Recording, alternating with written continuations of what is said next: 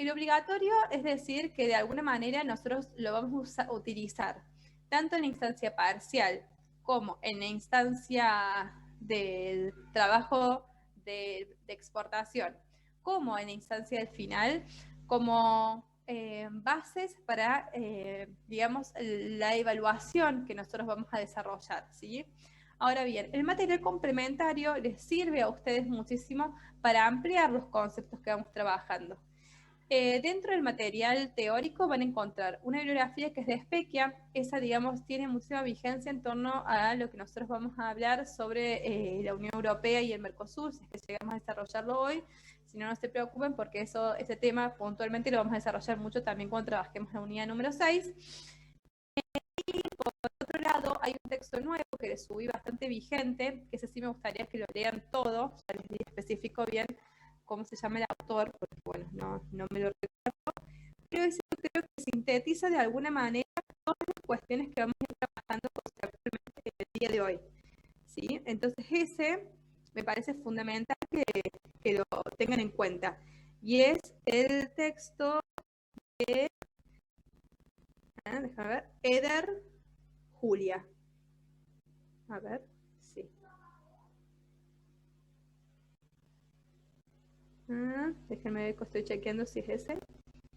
Sí, Eder Julia, ese es el texto que les voy a pedir que lo lean y lo revisen para la instancia del parcial, como también para la elaboración de trabajo práctico puntualmente, y seguramente en las instancias finales también van a tener preguntas referidas. También les vamos a ir siempre poniendo artículos, o si ustedes nos quieren compartir artículos que vayan encontrando y que quieran compartirlo con sus compañeros, también lo pueden hacer. El profe también escribe, y yo escribimos bastantes artículos de opinión, entonces también si nosotros llegamos a escribir cuestiones referidas a estos temas, también se los vamos a ir dando como bibliografía complementaria, ¿sí? Bueno, perdón. Vamos a empezar esta unidad que es muy compleja. Primero haciendo referencia a las nociones teóricas fundamentales que ustedes tienen que comprender, ¿sí? Para lograr de esa manera después adentrarnos en el análisis político, económico, social, financiero del regionalismo. Nosotros tenemos que saber que cuando nosotros hablamos de regionalismo, vamos a hablar de lo que son los procesos de integración. Es decir, son diferentes acuerdos que se van desarrollando en donde de alguna manera dos o más estados se ponen de acuerdo sobre diferentes cláusulas inherentes al ámbito comercial, ¿sí? Algunas van a tender a la liberalización y por lo general nosotros comenzamos este análisis partiendo de el acuerdo más simple, que es el Zona de Libre Comercio, y mientras vamos bajando de manera ascendente podemos encontrar mayores compromisos que hacen a los acuerdos económicos, ¿sí? Esto se genera a nivel internacional. Estas son teorías, digamos, y tipos de acuerdos marcos que no solamente se van a llevar a cabo en América Latina, sino que también nos encontramos en diferentes partes del mundo, ¿sí? Profe, disculpe que le interrumpa. Sí. ¿Podría repetir que no sé si a mí solo se me cortó el audio por el internet o sea, me quedé en acuerdos donde los dos o más estados acuerdan cláusulas? Bueno, estamos hablando de que nosotros ahora vamos a partir del análisis de diferentes acuerdos económicos, ¿sí? Que se llevan a cabo, digamos, entre dos o más países que procuran acordar acerca de diferentes cláusulas de índole comercial.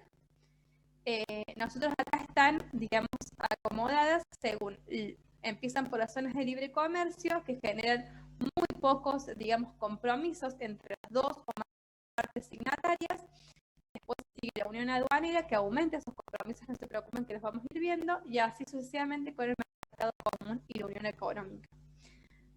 Antes de pasar a eso, me gustaría de alguna manera decirles que, o sea, y que comprendan que la palabra acuerdos y tratados, ¿sí?, son sinónimos para nosotros en el ámbito de relaciones internacionales. Y quiere decir que han sido firmados por el cuerpo diplomático de nuestro Estado con los cuerpos diplomáticos de otros Estados, ¿sí? Y que tienen una característica supranacional, es decir, una vez que son tratados, nosotros convenimos, ¿sí?, a esas normas que han sido regladas fuera de las fronteras de nuestro país. Ahora bien, como han sido normadas por un cuerpo que es ajeno a la conformación de nuestro país, tienen que pasar por un procedimiento que es el procedimiento de ratificación. Es decir, que a pesar de que hayan sido firmados por el cuerpo diplomático, no son vinculantes para nosotros. ¿Y por qué? No son vinculantes hasta que ese texto, ese acuerdo o tratado, no entra al Congreso de la Nación, ¿sí? Es tratado por ambas cámaras, ya sea, es decir, la de senadores y diputados, que lo aprueban. Una vez que lo aprueban, se dice que ese texto está ratificado y por tanto pasa a conformar, ¿sí?, y pasa a conformar, digamos, todo lo que son las normas y códigos que regulan estos temas que han sido tratados. Esto es inherente a lo que nosotros llamamos el artículo 31 de nuestra Constitución Nacional, que habla sobre la supremacía constitucional. Esa supremacía constitucional establece que, en su artículo 31, que la Constitución Nacional más los tratados sobre derechos humanos que son publicados en el artículo 75, inciso 22, ¿sí?, de la Constitución Nacional, son la ley suprema de la nación. Luego de, paren que eso si quieren yo se los utilizo la pizarra de Zoom. Luego de ellos se encuentran las normas pactadas en el Congreso de la Nación, más los concordatos firmados con la Santa Sede y los otros tratados, es decir, este tipo de tratados que nosotros estamos hablando en este momento. Por debajo de ellos se van a encontrar todos los que son las legislaciones provinciales y por debajo de las legislaciones provinciales las legislaciones municipales o de las diferentes comunas según sea el estatus de la jurisdicción de la cual estamos haciendo referencia. Es decir, todo esto hace el corpus, ¿sí?, de normas de nuestro país. Por tanto, es fundamental hablar de la ratificación como el instrumento principal para saber si este tipo de acuerdos, al margen de haber sido firmados, han sido ratificados por nuestro país. ¿Se entiende esto? ¿Puedo seguir adelante? Sí, ¿Podría repetir la jerarquía? O sea, la jerarquía. A ver, sí. Espérame un segundo que voy a...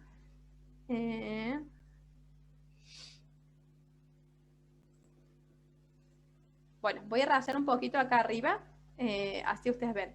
Nosotros cuando hablamos de... bueno, no me va a salir muy bien y no me gusta la pizarra de Zoom porque no tiene como muchas herramientas.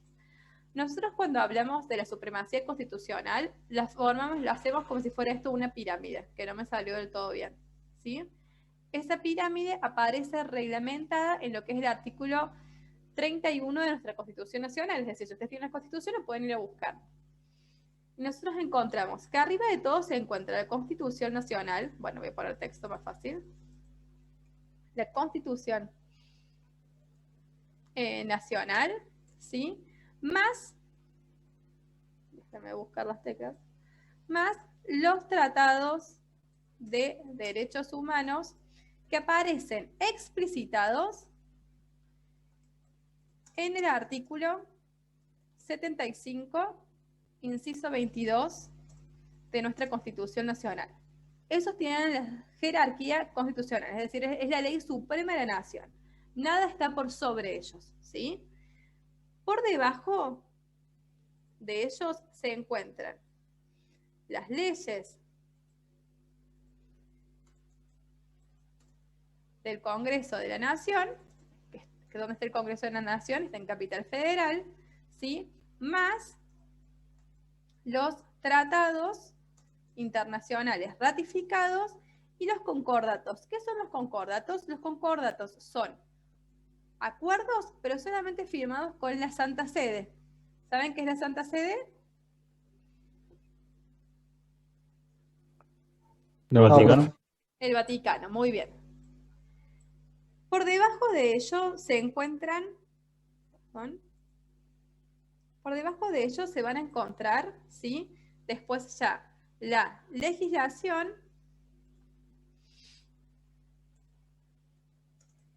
de las provincias y por debajo vamos a encontrarnos la legislación de los municipios. Municipios o comunas según corresponda. Saben que esas son jurisdicciones que dependen de la cantidad de habitantes, ¿sí? Entonces fíjense que la legislación de los municipios tiene que sí o sí regirse por lo que dice la legislación de la provincia de la cual forma parte y no puede negar lo que dice la ley de la Constitución Nacional, de los tratados internacionales y de los concordatos. Y todo eso tiene que referirse a lo que establece la Constitución Nacional más los tratados explicitados en el artículo 75, inciso 22, que solamente trata sobre aquellos temas referidos a los derechos humanos, ¿sí? Que son incorporados en la reforma de 1994. ¿Vamos bien hasta ahí? Uy. ¿Sí? Bueno, perdón, se me dejó de compartir. Bueno, ahora vamos a ir adentrándonos en cada uno de estos tipos de acuerdos que nosotros estábamos recién diciendo, ¿sí? Cuando nosotros analizamos el comercio internacional, nosotros vamos a ver que uno de los primeros acuerdos que se generan entre los diferentes estados son las zonas de libre comercio. Es decir, donde todos los miembros del grupo eliminan los aranceles a los productos de los otros miembros y conservan la independencia de cada uno de ellos para desarrollar políticas comerciales con los miembros. Es decir, cada uno puede mantener sus propios aranceles y otras barreras al mundo exterior. ¿Qué quiere decir esto? Entonces, yo cuando constituyo, por ejemplo, con Uruguay, Argentina y Uruguay establecen una zona de libre comercio. Estamos hablando en términos hipotéticos, ¿sí? Constituye una zona de libre comercio. Entre nosotros, ¿sí? Vamos a ponernos de acuerdo sobre cuáles van a ser las eliminaciones de los diferentes aranceles que vamos a llevar a cabo. Ahora bien, para con los otros países, es decir, para con Brasil, Ecuador, Chile, cada uno va a conservar la soberanía, es decir, la toma de decisiones inherentes a las barreras o beneficios que le quiere otorgar a los terceros países no miembros de la zona de libre comercio. ¿Qué problema se suscitaba en un primer momento a raíz de las zonas de libre comercio cuando empezaron a surgir? Apareció el problema del transbordo.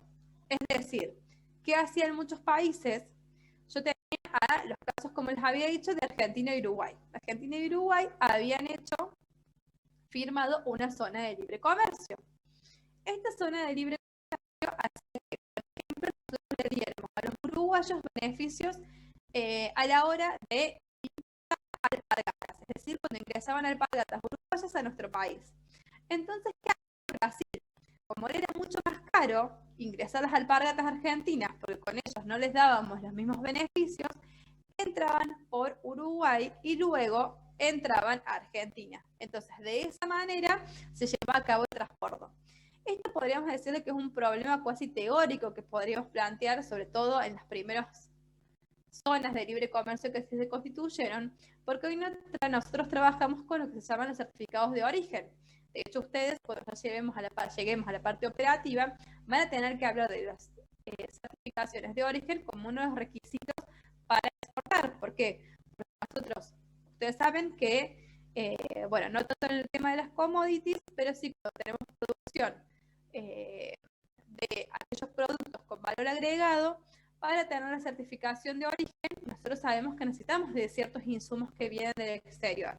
Bueno, según el tipo de producto del cual estemos hablando, se plantean diferentes porcentajes que hacen a los componentes que pueden ser importados de afuera y procesados dentro, cuál es el valor agregado que nosotros le damos a ese insumo, digamos, para poder certificar que es de origen argentino. Cuando uno se certifica que es de origen argentino, logra, ¿sí?, en términos comerciales, tener ventajas, ¿sí?, en función de los acuerdos que tengamos con otros países, por ejemplo con los del Mercosur, o que tenga el Mercosur con otras zonas de preferencia aduanera y de esa manera se podría solucionar el tema del transbordo. No obstante, en términos teóricos, por lo general, los diferentes manuales explican como un problema al transbordo dentro de las zonas de libre comercio. Ahora bien, si nosotros sumamos un poquito más de responsabilidades, partimos de la zona de libre comercio a un compromiso mayor que atiende a la unión aduanera, en donde, en el caso hipotético que estábamos hablando, no solo Argentina y Uruguay van a eliminar o favorecer la comercialización de determinados productos entre estos países, sino que también van a generar, ¿sí?, una política comercial externa común, es decir, con relación a los países no miembros. Es decir, nosotros nos vamos a poner de acuerdo sobre cuáles van a ser las preferencias aduaneras y cuáles van a ser los aranceles que le vamos a poner a los productos que ingresan de países no miembros de nuestra unión aduanera. Entonces, de esta manera, el grupo ya trabaja como una entidad única, en donde las negociaciones y con una única, digamos, representación en los términos comerciales, no solo entre los miembros, sino hacia afuera, ¿sí? Este arancelo común básicamente favorecería o fue planteado en un momento para contrarrestar el problema del transbordo que yo les estaba diciendo en el caso de la zona de libre comercio. Ahora pasó. Bueno, una vez más, si nosotros pudiéramos analizar, y ya lo vamos a ver en términos prácticos, de la unión aduanera podemos llegar a una instancia que conlleva un mayor compromiso por parte de los Estados miembros, porque no solamente vamos a lograr acuerdos entre los países miembros, es decir, Argentina y Uruguay. No solamente vamos a lograr una política comercial externa común, ¿sí?, sino que también vamos a lograr la eliminación de todas las barreras a los movimientos factoriales que se produzcan entre ellos. Es decir, no solamente los productos, sino también y a la industria, digamos, a los bienes industriales, sino también al factor humano, ¿sí?, como uno de los factores principales dentro de lo que hace al mercado común. Entonces, dentro de un mercado común, nuestros títulos, por ejemplo, tienen la misma validez, tanto acá como en lo que sería Brasil, Uruguay y Paraguay. Y si nosotros nos transportamos al caso de la Unión Europea, nosotros podemos ver que también existe esa movilidad libre de los factores de la producción, ¿sí? De hecho, si nosotros analizamos, hoy en día con los países miembros de Mercosur, nosotros solamente necesitamos viajar con nuestro DNI, no necesitamos un pasaporte, porque se supone que el factor humano puede movilizarse de manera conjunta en los diferentes territorios. Y de hecho nuestro pasaporte es del Mercosur, no es ni de Argentina, ni de Uruguay, ni de Brasil, ni de Paraguay, ¿sí?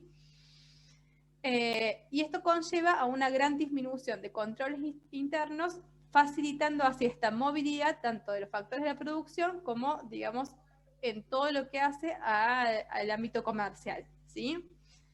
Y por último, ya como el paradigma superador dentro de los procesos de integración que nosotros podemos encontrar, está la unión económica, donde no solamente tenemos lo que habíamos mencionado con anticipación, sino que a eso le sumamos la unión monetaria, que implica, es decir, tener una única moneda común y un banco central que, digamos, es el encargado de las decisiones inherentes a la política monetaria.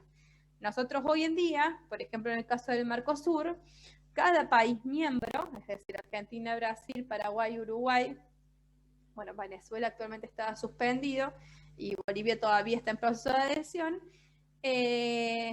cada uno tiene su banco central y cada uno tiene su moneda. Nosotros no podemos hablar de que haya una moneda común.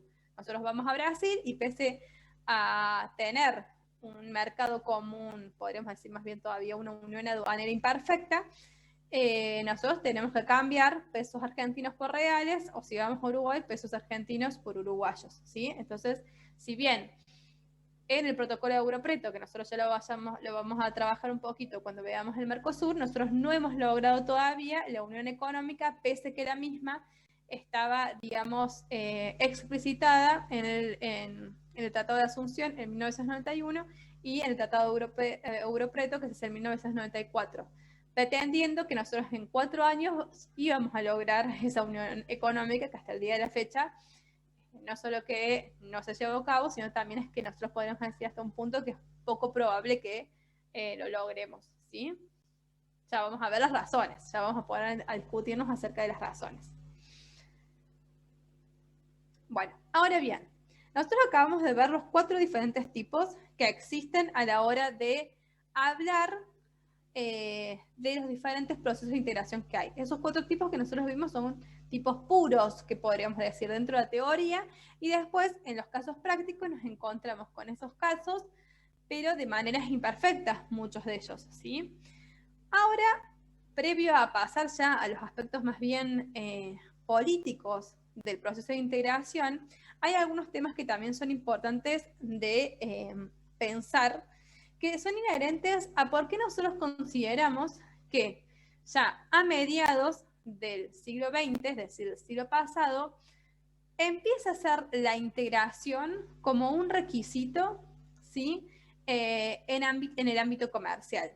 Nosotros recordemos que el siglo XX fue un siglo muy marcado por lo que fueron las relaciones internacionales. Estábamos hablando prácticamente de un siglo en el cual los estados como tales sí estaban completamente constituidos. La mayoría estaba mutando de aquellos estados que podríamos decir todavía monárquicos hacia los estados democráticos, ¿sí? En la mayoría de Occidente. Y fue un siglo muy convulsionado en el ámbito de las relaciones internacionales, producto de la Primera, Segunda Guerra Mundial y después producto, lógicamente, de lo que fue la Guerra Fría, que culmina prácticamente con lo que fue el siglo XX.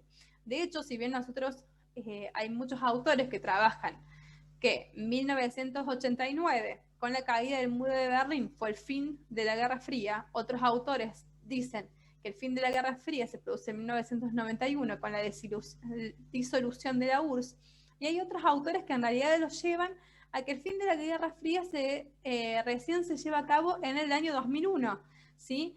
Cuando pierde relevancia el enfrentamiento entre la visión, podríamos decir, socialista comunista de la URSS contra la visión democrático-capitalista de Estados Unidos y los países occidentales, y empieza la lucha a raíz de los atentados del 11 de septiembre con las Torres Gemelas. Entonces, fíjense, digamos, el dinamismo y la complejidad que muchas veces en el ámbito de las ciencias sociales tiene poner como punto de inicio, punto o punto final a diferentes fechas o procesos que se van llevando a cabo. Ahora bien, sí podemos destacar que después de la Segunda Guerra Mundial y durante todo lo que fue la Guerra Fría y finales del siglo XX, se empiezan a generar diferentes procesos de integración. Procesos de integración que en un primer momento surgen principalmente en Europa, que había quedado arrasada tras la Segunda Guerra Mundial, y los países de Europa son conscientes que la única forma de salir adelante y dejar de depender económico-financieramente de Estados Unidos, que se estaba constituyendo ya como la gran potencia mundial, necesitaban de integrarse bajo determinados intereses y bajo, digamos, una cuestión que en ese momento fue fundamental, que era esto de construir ese acervo identitario de lo que hace el proceso. Un acervo que es pura y exclusivamente, digamos, en los ámbitos socioculturales, ¿sí? Entonces, Argentina en ese momento era impensado que formara un proceso de integración, por ejemplo, con Italia. ¿Por qué? Porque no había un acervo ideológico, identitario y cultural, pese a que nosotros teníamos un gran flujo de inmigrantes, sino que era más bien una explicitación y, digamos, un cierre territorial que se tenía que llevar a cabo. Es decir, yo me podía vincular y hacer un proceso de integración con un país vecino, del mismo territorio, de la misma región, ¿sí? Para, digamos, de alguna manera paliar diferentes efectos negativos o situaciones, digamos, que solo no podría enfrentar y que necesitaban del trabajo conjunto con otros países. Después de la Segunda Guerra Mundial, para que ustedes tengan en cuenta, se constituye en primer lugar la Organización de Naciones Unidas, ¿sí? Que trabaja hasta el día de hoy, que si bien había tenido como su principal antecedente a la Sociedad de Naciones, digamos, esta no había logrado, a la League of Nations sería, o la Liga de Naciones, no había logrado triunfar porque, bueno, se había desarrollado lo que fue después de la Segunda Guerra Mundial, ¿sí? No había logrado la paz y la cooperación internacional. Eso lleva a que se forje y se trabaje desde 1941 hasta 1945, con la finalización de la Segunda Guerra Mundial, en la constitución de la Organización de Naciones Unidas, que iba a ser, digamos, una organización supranacional porque va a estar integrada por diferentes estados, principalmente en aras de velar por la paz y la seguridad internacionales, ¿sí? Esta Organización de Naciones Unidas considera que para lograr esa paz y esa cooperación internacional se deberían generar diferentes procesos de integración. Para América Latina va a constituir lo que va a ser la CEPAL, ¿sí? La CEPAL va a ser un organismo que va a ser creado para trabajar las problemáticas referidas a América Latina. De hecho, uno de los textos que yo les doy para el análisis de esta unidad es de la CEPAL, donde, bueno, habla sobre regionalismo abierto, que ya lo vamos a ir viendo con un poquito más adelante. No obstante, acá el punto central de discusión era poder analizar por qué era importante que se llevara a cabo la integración entre países. ¿Por qué era importante que se lograran procesos de integración estables y duraderos en el tiempo? Entonces acá se van a hablar de dos tipos de efectos. Efectos estáticos de la integración y efectos dinámicos de la integración. Dentro de los efectos estáticos de la integración, nosotros vamos a encontrar efectos positivos y efectos negativos. Como un efecto positivo, se podría decir que gracias a la integración, ya sea una zona de libre comercio, una unión aduanera, un mercado común o una unión económica, se va a producir lo que se denomina la creación del comercio. Es decir, que la integración económica genera un cambio en el origen del producto, de un productor nacional con recursos de mayor costo al productor miembro del menor costo, asignando de esa manera un aumento del bienestar. Para las ciencias económicas, el bienestar es como una palabra clave. Volvemos a esto de que nosotros no estamos partiendo del análisis de ciencias duras, ¿sí? Sino de ciencias blandas, donde los diferentes paradigmas teórico-ideológicos son los que priman de alguna manera en diferentes momentos históricos y son los que nos dicen cuáles son las soluciones, cuáles son los problemas y sobre todo cuáles son esas recetas sobre las cuales tenemos que trabajar. ¿Sí? Entonces, el bienestar pasa a ser, bueno, digamos, ¿qué es el bienestar? Si yo tuviera que decir en términos macroeconómicos, para ustedes, ¿qué sería el bienestar? ¿Alguien se anima a contestar?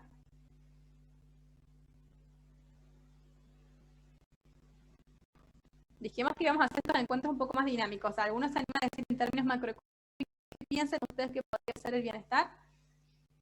Que se cumplan las necesidades básicas. Por ejemplo, no pude ver tu nombre. Vayan diciéndome los nombres porque si no, no les puedo ir viendo. ¿Y quién me dijo eso recién? Nehuen, alimentos y vestimenta. Bueno, Nehuen, por ejemplo, para vos el bienestar sería justamente que estén cubiertas las necesidades básicas, ¿sí? Ahora bien, para cubrir esas necesidades básicas, nosotros siempre lo vamos a hablar, por ejemplo, en términos macroeconómicos, de lo que hace una de las variables fundamentales, siempre va a ser el análisis de los precios, ¿sí? Entonces, ¿qué nos está queriendo decir? Que si yo, Argentina, yo produzco alpargatas y produzco a su vez alpargatas y hojotas, ¿sí? Ahora bien, En términos de los insumos con los que yo cuento y demás, a mí me es más barato producir alpargatas, no hojotas, ¿sí? Entonces, cuando yo genero un acuerdo comercial, por ejemplo, con el caso de Brasil, Brasil es mucho más barato, le es mucho más barato producir hojotas, que a pesar de que esas hojotas tengan que venir hasta Argentina, siguen siendo más baratas para mi producto, para mi población. Entonces ahí se generaría lo que se denomina creación del comercio, porque yo entonces me voy a especializar solamente en la producción de alpargatas y Brasil se va a dedicar solo a la producción de hojotas. Entonces yo le voy a importar las hojotas y le voy a exportar las alpargatas, ¿sí? Entonces, al haber disminuido los costos tanto de las hojotas para Argentina como de las alpargatas para Brasil, se generaría un aumento del bienestar. Porque de hecho, por ejemplo, sería más fácil cubrir estas necesidades básicas insatisfechas que nos estaba hablando Nehuen o Nahuel. Nehuen.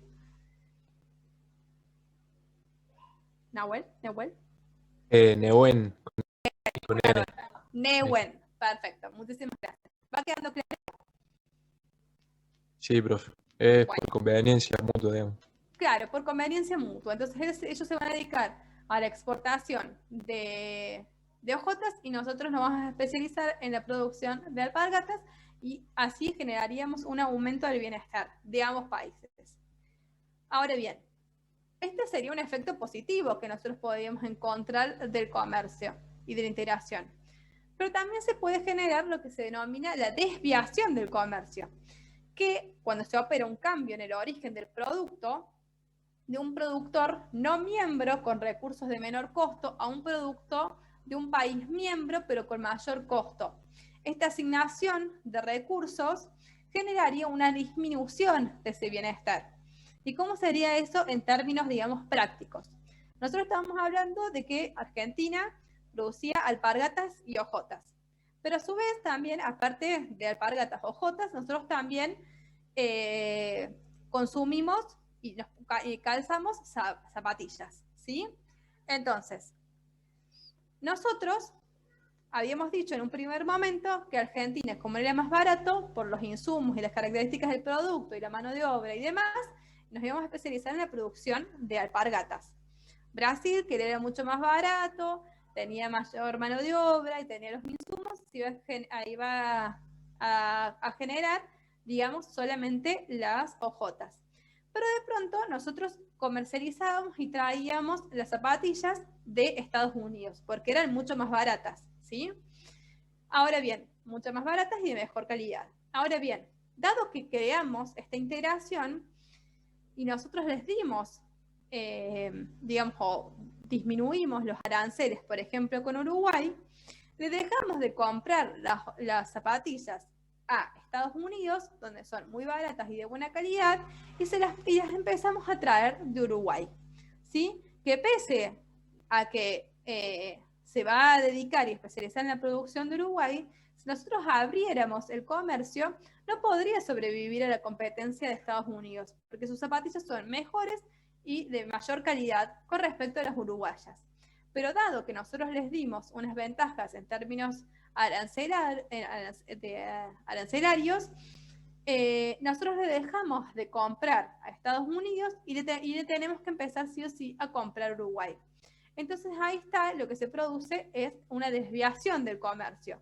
¿Por qué? Porque si no fuera por este acuerdo, nosotros le seguiríamos comprando a Estados Unidos, pero al hacerlo y comprárselo a Uruguay se produce una disminución del bienestar, ¿sí?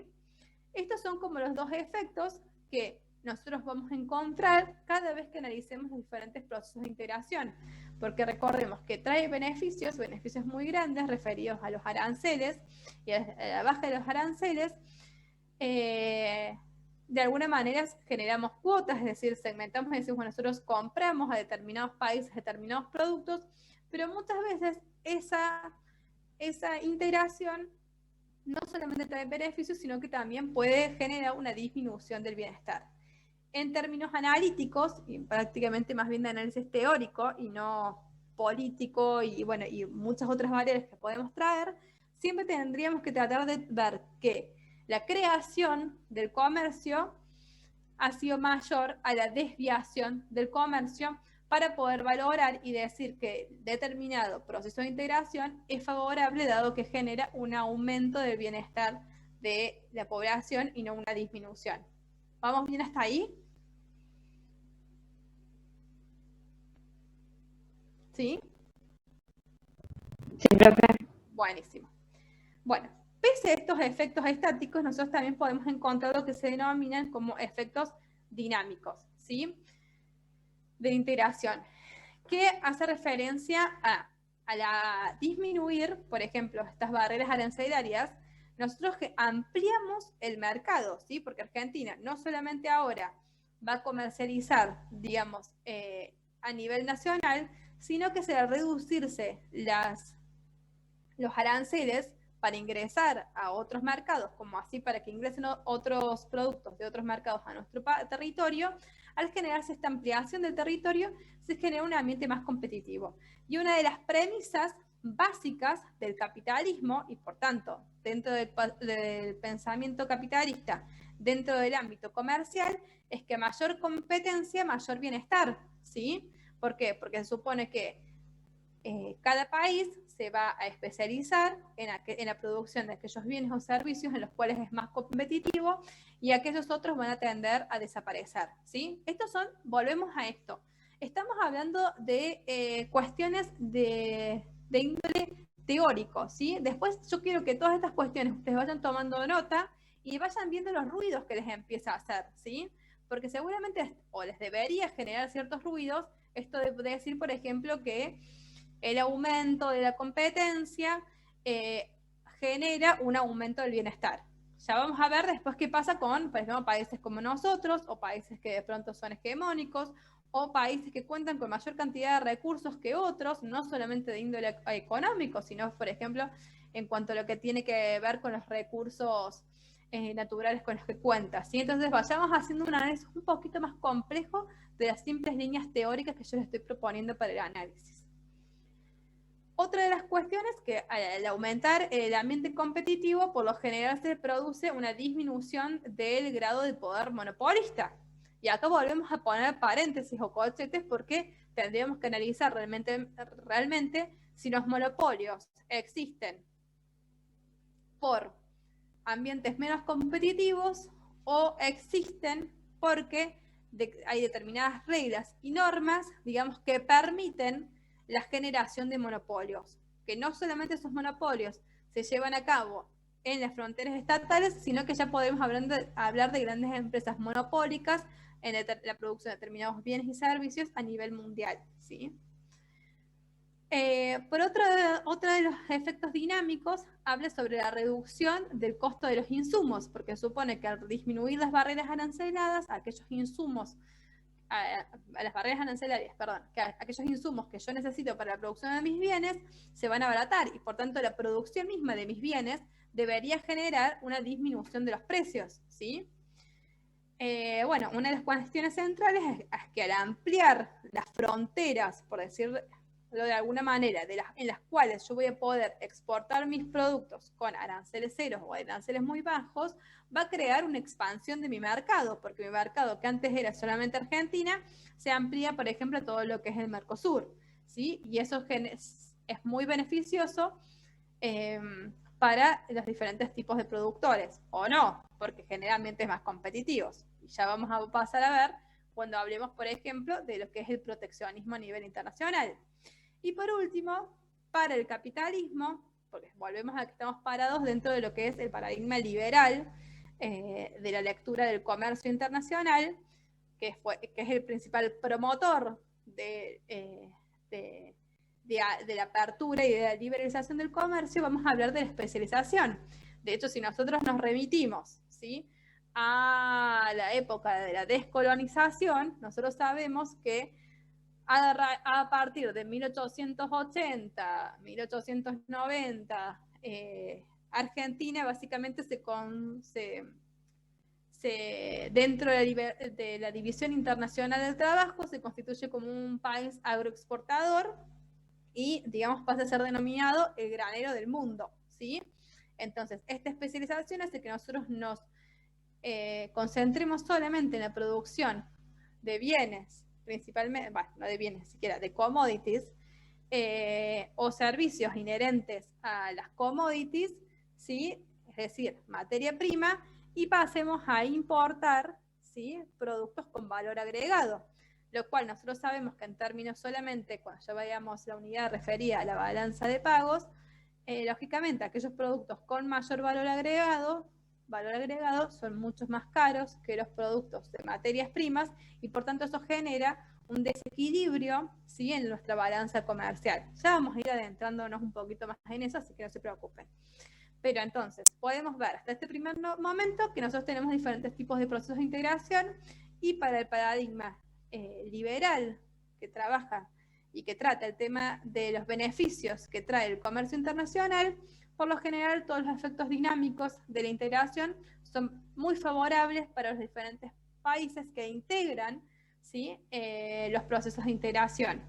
Y dentro del ámbito teórico nosotros vamos a encontrar que por lo general la justificación de la constitución de estos procesos de integración trae aparejado un aumento de la creación del comercio por sobre la desviación del comercio.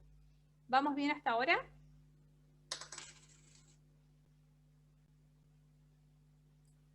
Profe, una consulta. Sí. Juan Cruz. ¿Cómo estás, Juan Cruz? Todo bien, por suerte. O sea, la unión o estos tipos de uniones de mercado, todas las zonas libres, digamos, básicamente la eficiencia del mismo se podría decir, se podría medir por el grado de bienestar que genera, básicamente. O sea, Claro, sería el tipo de digamos, indicador. un indicador fundamental, claro, es el grado de bienestar, que en términos teóricos, según los efectos tanto dinámicos que nosotros estuvimos viendo, como del análisis que después se hace sobre los estáticos, podríamos decir que los procesos de integración, ya sean zonas de libre comercio, unión aduanera, mercado común o unión económica, va a generar un aumento del bienestar de los países que lo integran, y ese aumento del bienestar se va a generar y se va a trasladar, digamos, en términos macroeconómicos al resto del mundo, y por tanto son convenientes que los países integren diferentes procesos de integración, que a partir de 1945 hasta el día de la fecha, bueno, podríamos decir hasta 2 años atrás, porque, bueno, hasta un año y medio, porque con el tema de la pandemia, bueno, hay muchas cuestiones que después las vamos a trabajar si terminamos a tiempo, que, bueno, empiezan a poner en duda o paralizan por un momento el tema de los procesos de integración y las lecturas que podemos decir. Esta lectura que yo les estoy haciendo es solamente en términos económicos financieros, ¿sí? Ya nosotros después, cuando empecemos a ver los casos puntuales referidos a nuestra región latinoamericana, vamos a pasar a hablar sobre cuestiones un poquito más integrales que hacen el ámbito político y sociocultural de los procesos de integración, ¿sí? ¿Hasta ahí bien? Sí, profe, gracias. Perfecto. Bueno, ¿cuáles son las características ahora que nosotros podríamos decir que encontramos dentro de los diferentes acuerdos de integración de nuestra región latinoamericana? En primer lugar, ¿sí?, es que los procesos de integración se leen en un primer momento solamente en términos económicos. Es decir, cuando se empiezan el primer antecedente dentro de nuestra región latinoamericana lo constituyen Argentina, Brasil y Chile, con lo que se constituyó el ABC, ¿sí? Este fue, digamos, promovido dentro de Argentina por Perón, y trataba de ser uno de los primeros procesos de integración que, bueno, lógicamente, como les estoy diciendo, fracasa, porque de hecho no se mantiene hasta el día de la fecha, pero fue uno de los principales, digamos, antecedentes que nosotros podemos encontrar en la región. Y después tenemos lo que fue la ALARC. El ALARC es el principal antecedente de lo que hoy se constituye como la ALADI, que nace en 1980, que podríamos hablar del ALADI como el acuerdo paraguas dentro de todos los acuerdos que después se van a ir desarrollando en América Latina. Y si tenemos tiempo, vamos a hacer una especial referencia a la ALADI en comparación con, por ejemplo, los que nosotros, bueno, más tratamos o leemos como el caso del Mercosur o la CAN, ¿sí? O la UNASUR. Pero en un primer momento las características de los primeros acuerdos de integración en América Latina se focalizaron solamente en los aspectos de índole comercial y por tanto podríamos decir que lo que buscaban era un aumento de la cobertura de la liberalización, ¿sí? En términos aduaneros, es decir, que hubiera que sean mayor listas positivas de aquellos productos o servicios, principalmente productos, porque sabemos que a pesar de que el comercio exterior analiza ambas, las normas y las reglamentaciones desde el ámbito internacional para nuestro país, digamos, si vamos viendo los diferentes estratos, se basa principalmente en la comercialización de productos y no así de servicios. ¿Sí? ¿Qué quería decir esto del aumento de la cobertura de la liberalización? Es que tenía que haber más cantidad de productos que tuvieran el beneficio de la disminución de aranceles que listas negativas, es decir, de aquellos productos que nosotros no queríamos que tuvieran ventajas arancelarias, ¿sí?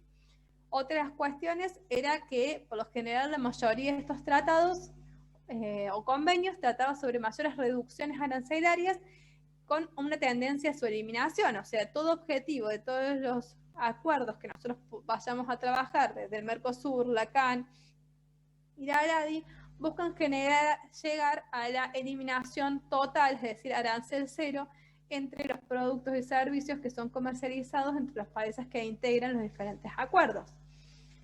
Vamos a encontrar, como yo les decía en un principio, si bien supuestamente esto estaba pensado para todo aquello que traspasa las fronteras, entonces atiende tanto productos como servicios, vamos a ver una gran ausencia y un vacío legal sobre lo que tiene que ver sobre la reglamentación de servicios, vacío que no solamente existió en los primeros momentos del proceso de integración, sino que se mantiene hasta el día de hoy.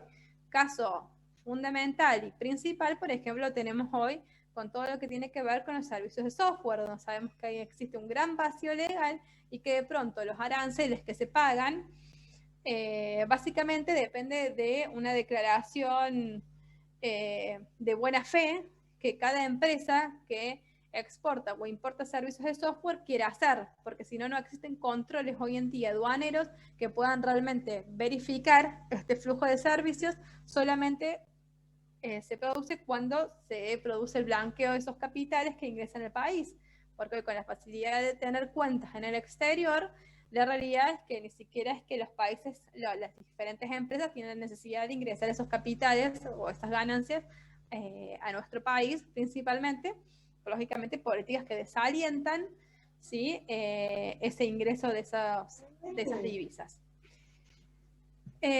Vamos a ver como regla negociaciones muy superficiales. De hecho, vamos a ver ahora, digamos, la nominación de la presidencia pro tempore de Argentina al Mercosur, y vamos a volver a ver esto, o sea, cuestiones más bien que se mantienen de índole en las discusiones de índole política, que eso es un gran problema que tienen todos los acuerdos que han sido firmados dentro de la región latinoamericana, y falta de renovación institucional. Es como que las instituciones que se han creado, por lo general, no es muy difícil que desaparezcan, pero que tampoco son adecuadas a la situación y a la dinámica con la que se mueve el mundo. ¿Sí? Nosotros vamos a, por ejemplo, en el caso de hoy, vamos a estudiar de manera puntual el Mercado Común del Sur. Vamos a ver que su estructura institucional fue creada en 1991 y salvo en el 2005 con la creación del Parlamento del Mercosur, de los cuales nosotros hasta el día de hoy sabemos que nosotros no elegimos, digamos, a los parlamentarios que forman parte del Mercosur, falta esa renovación institucional inherente a los cambios de la sociedad internacional.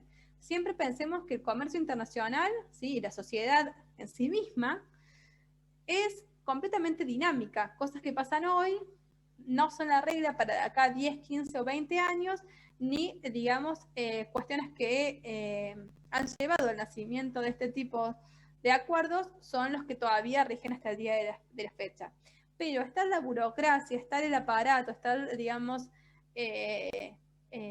los aspectos de índole políticos que muchas veces forman parte de estos procesos de integración que terminan alterando el fin o el objeto por el cual estos procesos de integración han sido creados y a la larga van perjudicando o lentificando los beneficios que se podrían adquirir de estos procesos de integración. Profe, Sí, tengo una duda con el primer ítem que dice sí. aumento de la cobertura. Básicamente es que haya mayor pros que contras, o hay algo que no escuché. Claro, el aumento de la cobertura de la liberalización, cobertura vendría a ser todos los productos, digamos, que van a obtener el beneficio de la disminución de los aranceles o de la eliminación de esos aranceles. Entonces yo, por ejemplo, en las listas positivas voy a poner, bueno, que van a tener el beneficio las alpargatas, las zapatillas, como estábamos hablando en el ejemplo hipotético, las hojotas, y como lista negativa puedo dejar solamente en el ámbito del calzado a los zapatos de cuero. Entonces ven cómo la lista positiva es mayor, porque tiene mayor cantidad de productos, que la lista negativa, que solamente tiene uno. Entonces eso es lo que trataba de favorecer, eso es lo que trataban de favorecer los diferentes acuerdos de integración, donde haya más cantidad de productos que están siendo beneficiados por la disminución de los aranceles o la eliminación, en comparación con las listas negativas, es decir, con aquellos que los diferentes países quieren proteger para que no tengan la competencia de los otros países ventajas en términos arancelados, porque si no tenderían a desaparecer, ¿sí? Las producciones locales de determinados bienes o servicios. ¿Me estoy diciendo clara? Porque si no puedo poner un ejemplo, digamos, concreto.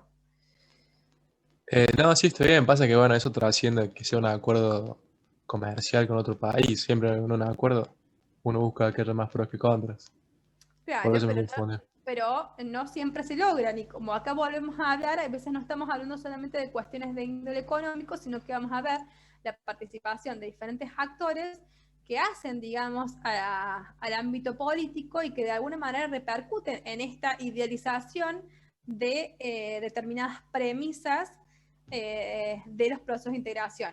Caso, por ejemplo, que ya lo vamos a seguir trabajando cuando veamos la unidad número 6, el acuerdo estratégico firmado entre el Mercosur y la Unión Europea, donde sabemos, por ejemplo, que muchos de los sectores que no están de acuerdo a la ratificación por parte de la Unión Europea con este acuerdo con el Mercosur son inherentes a grupos, digamos, muy específicos de productores locales que saben que ante la inminente entrada de productos nacionales, como ser, por ejemplo, quesos o materias primas de determinados cultivos como los limones, las aceitunas y demás, pueden perjudicar a estos productores locales.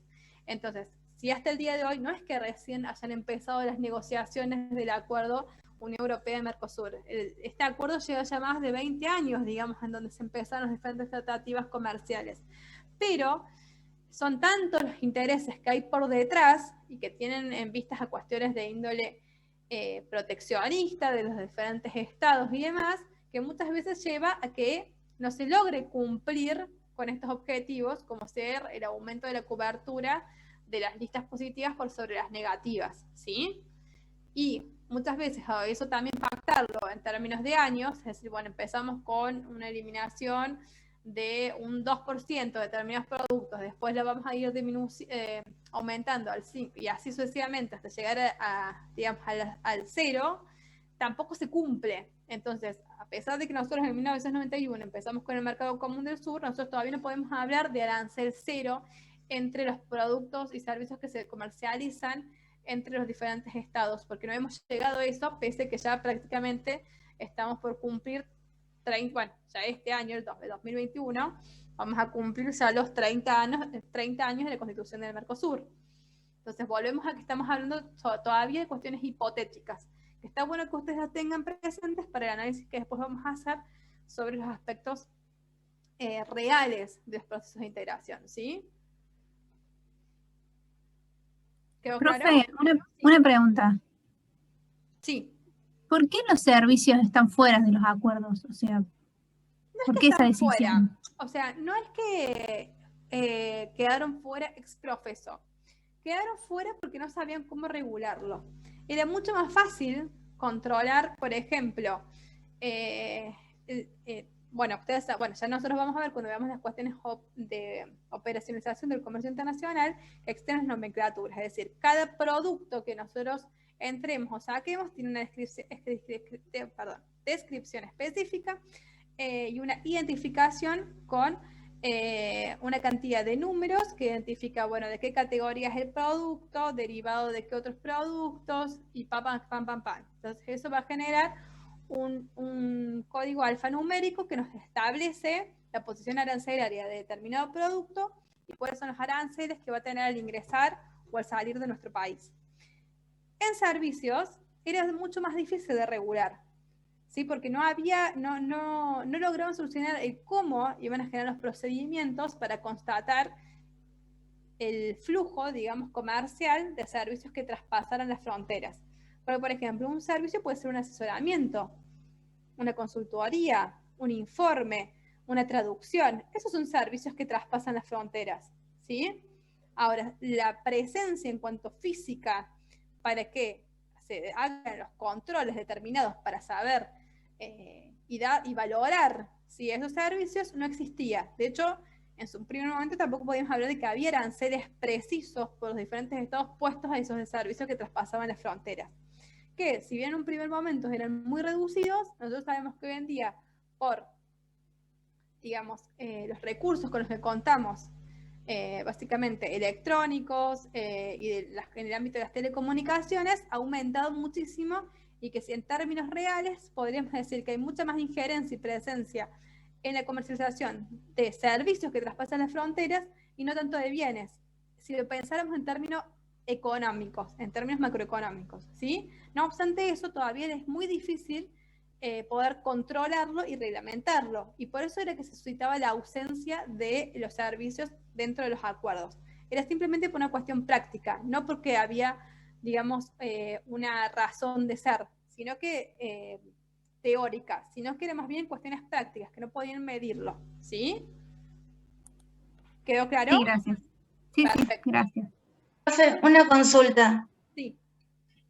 La comercialización energética, o sea, de energía, ¿entra dentro de los servicios? Claro. ¿Pero están incluidos dentro o también hay ausencia en los acuerdos? Bueno, en el término, digamos, tanto de lo que son los recursos naturales como gas, bueno, no en nuestro caso en nuestro país, pero sí en otros, agua, energía y demás, en un primer momento no van a ser incorporados como todos, salvo el petróleo. El petróleo sí, en un primer momento tenía como muchísima injerencia en el ámbito internacional. No así los otros recursos que después van adquiriendo cierto protagonismo. Pero de vuelta, el término de la cobertura dentro de los ámbitos de integración, de los acuerdos de integración, en este primer momento, en este primer estadio, que es a finales del siglo pasado, no estaban contemplados. No es el caso actual, ¿sí? A raíz de las necesidades actuales, a partir, podríamos decir, del siglo XXI, finales del siglo XX, ahí empezamos a ver una preponderancia de este tipo de productos y de acuerdos que se van generando intrarregión para justamente lograr, ¿cómo sería? Proteger, ¿sí? a los recursos, o bueno, países como la Unión Europea, que tiene una alta dependencia, por ejemplo, del gas que viene de Rusia, y demás, van generando acuerdos puntuales que ya vamos a ver cómo se denominan, esos acuerdos de las regiones con diferentes estados según las necesidades de esos países, ¿sí? O de esas regiones puntualmente. Pero en un primer momento tampoco estaban contemplados. Acá básicamente lo que buscaban era la eliminación, digamos, de los aranceles inherentes a productos, ¿sí? Sí, tangibles. Productos tangibles, ¿sí? ¿Va quedando claro eso? Sí, perfecto, gracias. No, de nada. Espérenme un segundo.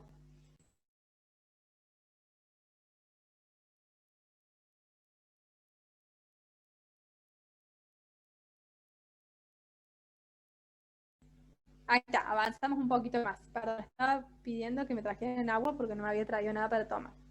Bueno, entonces, acabamos de ver, ¿sí? Los aspectos más bien de índole teórico, ¿sí? Que hacen al análisis de los procesos de integración y cómo se constituyen y para qué se constituyen y por qué se constituyen, ¿sí? Ahora vamos a ver puntualmente cuál es el caso de América del Sur. ¿Por qué digo América del Sur y no América Latina? Nosotros sabemos que regionalmente América Latina está compuesta desde México hasta, sí, Tierra del Fuego, o sea, desde México hasta Tierra del Fuego, contemplando lo que es Centroamérica. Centroamérica tiene una realidad muy particular y muy diferente a lo que es el resto de América del Sur, ¿sí? Entonces, solamente nosotros Ahora vamos a analizar el caso del Cono Sur. Vamos a hacer un poquito de referencia a la situación de los países de Centroamérica, pero no nos vamos a basar en toda la región latinoamericana. La característica fundamental de los países centroamericanos, como ustedes saben, si nos ponemos a pensar en los territorios de estos países, son muy pequeños. Son países que se dedican pura y exclusivamente, con muchísima suerte, a la producción de unicultivos, ¿sí? Es decir, se pueden por las características territoriales, climatológicas y demás, se especializan en la producción de un único cultivo. Y por tanto tienen una gran dependencia en ámbitos económicos con lo que es Norteamérica, que de hecho en Norteamérica nosotros vamos a ver, no Norteamérica como territorio, sino principalmente Estados Unidos, como un país que va a tener un peso preponderante en lo que van a ser el éxito o fracaso de diferentes procesos de integración que se suscitaron en nuestra región, ¿sí? Por lo que nosotros solamente vamos a analizar a América del Sur y vamos a hacer así alusión a algunos países o alianzas con Centroamérica. ¿Quedó claro eso?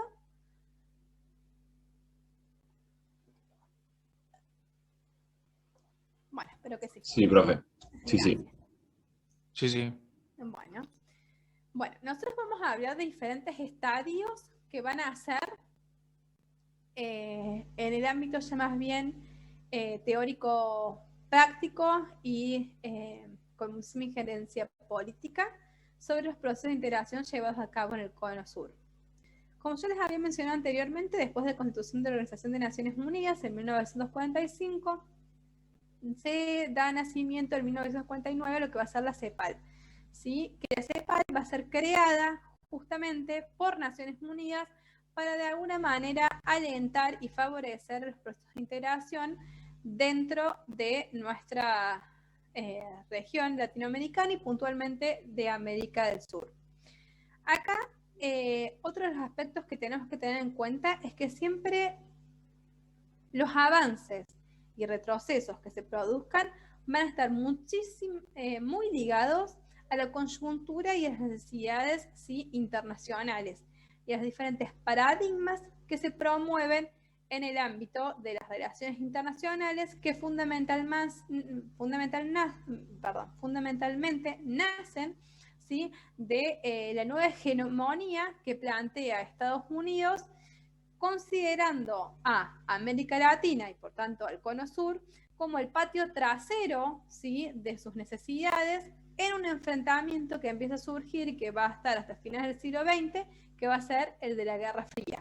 ¿Sí? En ese enfrentamiento político, político-ideológico que nosotros podemos encontrar en el mundo, van surgiendo estos procesos de integración y por tanto la lectura que van a estar teniendo está muy arraigada a la concepción liberal, ¿sí? Y nosotros después de la liberal vamos a ver la connotación neoliberal, ¿sí?, que se va llevando a cabo. Entonces esto es muy importante porque todas las premisas parten de este liberalismo político, económico e ideológico promovido por Estados Unidos fundamentalmente y después arraizado en lo que fue la CEPAL, a raíz de que la CEPAL misma nace dentro del seno de la Organización de Naciones Unidas y como ustedes saben, la Organización de Naciones Unidas tiene como un actor principal y fundamental a Estados Unidos. Igual muchas de estas cuestiones también las vamos a seguir trabajando en las próximas unidades, sobre todo cuando veamos organismos internacionales, que es la próxima clase.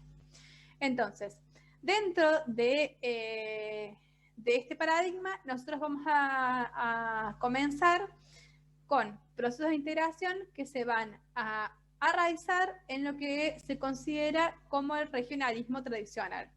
¿Qué es lo que buscaba el regionalismo tradicional? La liberalización unilateral, la desregulación y la estabilización.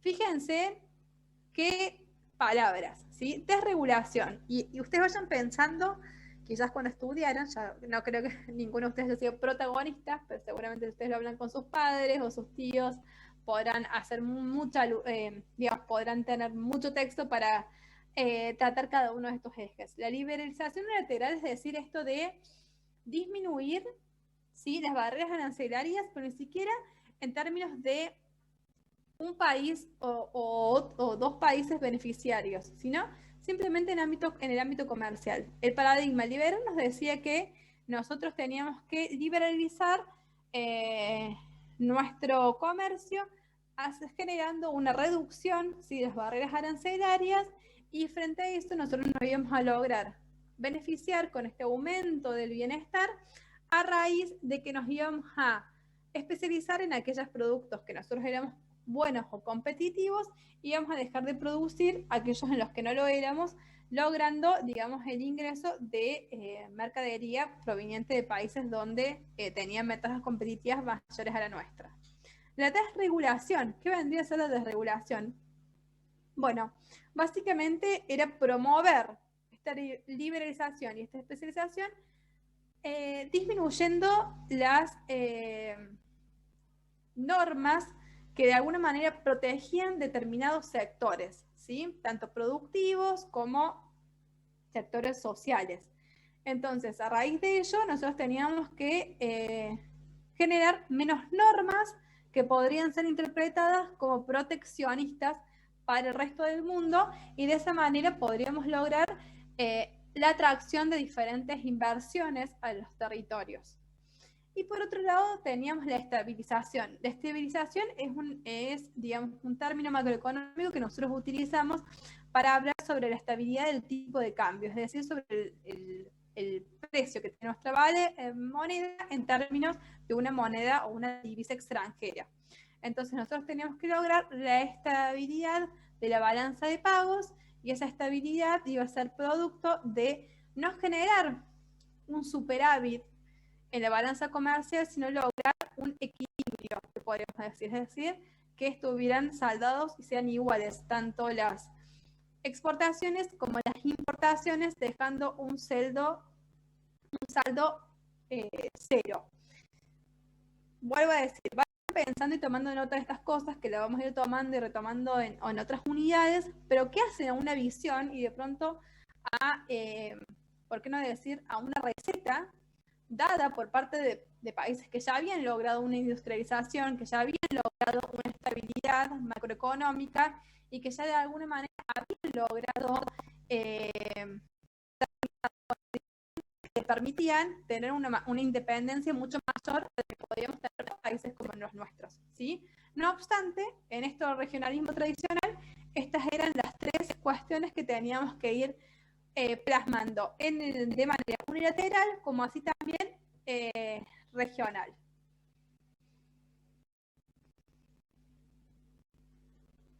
Ahora bien, de este regionalismo tradicional se empieza a intensificar, promovido por la CEPAL, con lo que es el regionalismo abierto. Este regionalismo abierto ya va a surgir entre las décadas de los 80 y se va a mantener durante los 90, donde nace el mercado común del sur, en donde nace lo que es la ALADI, que nosotros ya vamos a pasar a hablar, en donde nace la CAN, digamos, la Comunidad Andina de Naciones, y por tanto vamos a ver un exacerbo de todo lo que va a ser el pensamiento neoliberal, ¿sí? Si nos parecía que lo que acabamos de ver estaba muy orientado a esta liberalización del comercio, bueno, nosotros vamos a ir trabajando y fortaleciendo ese pensamiento dentro de lo que se constituye el paradigma del regionalismo abierto, y que de alguna manera es la cuna en donde nacen los diferentes procesos de integración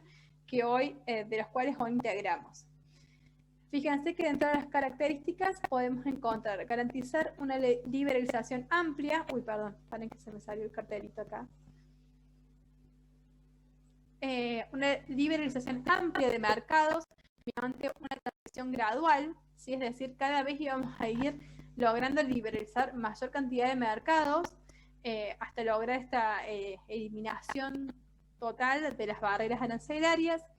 Incluir una liberalización amplia de mercados, es decir, aumentar la cantidad de países que van a obtener beneficios, estar regidos por normas estables y transparentes.